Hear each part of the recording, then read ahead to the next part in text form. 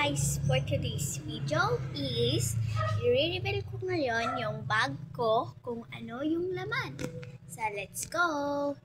Dahil wala ako ngayong pasok sa 1 week, gagawin ko na lang tong vlog na to. So let's go! Ito yung unang gagawin natin. Dito sa una ay merong nakalagay na notebooks. Wala pa tong mga pangalan at subject dahil hindi pa nagbibigay ang aking guro. So ayan, sasabihan ko na lang kayo kung ano yung mga subject na meron kami.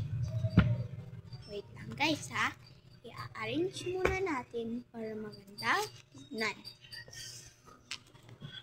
Sabi ko sa inyo kung ano yung mga subject namin. Kayo ba guys? Anong na kayong grade? Ako grade 5. Okay. So, i-arrange muna natin dahil para magandang tignan. Ito be. Arrange muna natin. Binigyan pa ako. Thank you.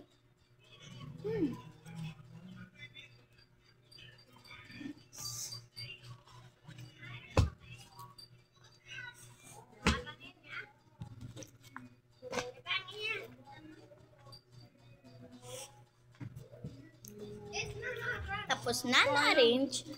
Sunod naman is ano naman yung laman.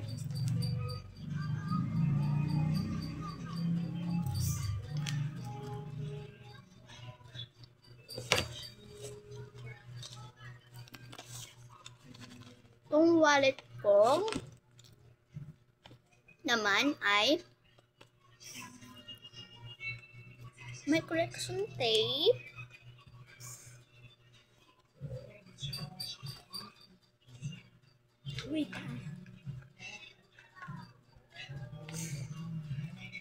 Crayola,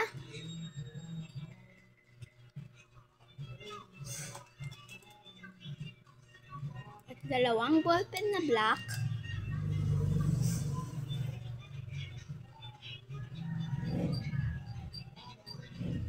at red,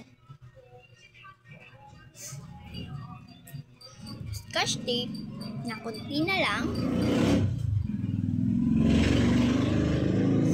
eraser na kuromi. Ito yung laman dito. Tapos naman ay meron akong isang papel. Nagsulat kasi kami ng math. Ito. Tapos ko na ma-answer. Lalagay muna natin dito. And yung foot rug kong panda. Green yung kulay niya. Ito ba? Papakita ko. O, diba? Madumi na dahil nagamit na sa 1 week. Ayan. Lagay natin dito. And meron akong papel dahil may assignment ako.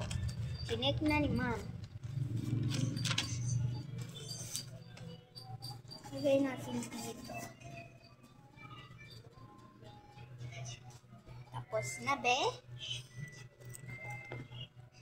Ito yung requirements namin. Marami. Hindi pa kami nakabili ng mga arts, materials, at hygiene. Hindi na kami bibili yan. Sayang lang yung pera. Baka pa yan maguba. Hihiram na lang tayo. Joke, hindi ako hihiram. Ano mang bibili na lang ako. So,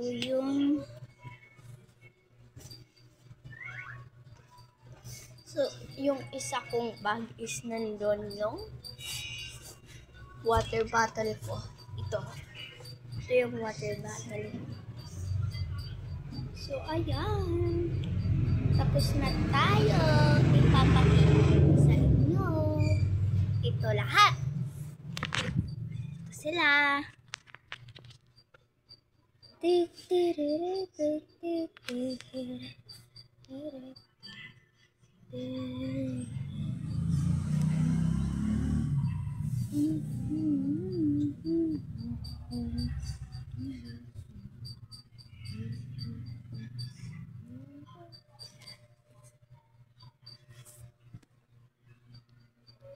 Nakita niyo na ba? At isasabi ko na sa inyo kung ano yung aming subject na 8. So, yung una, GMRC, Math, Science,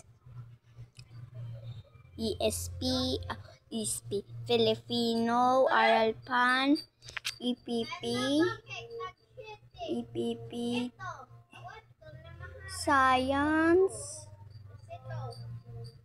English, yun lang.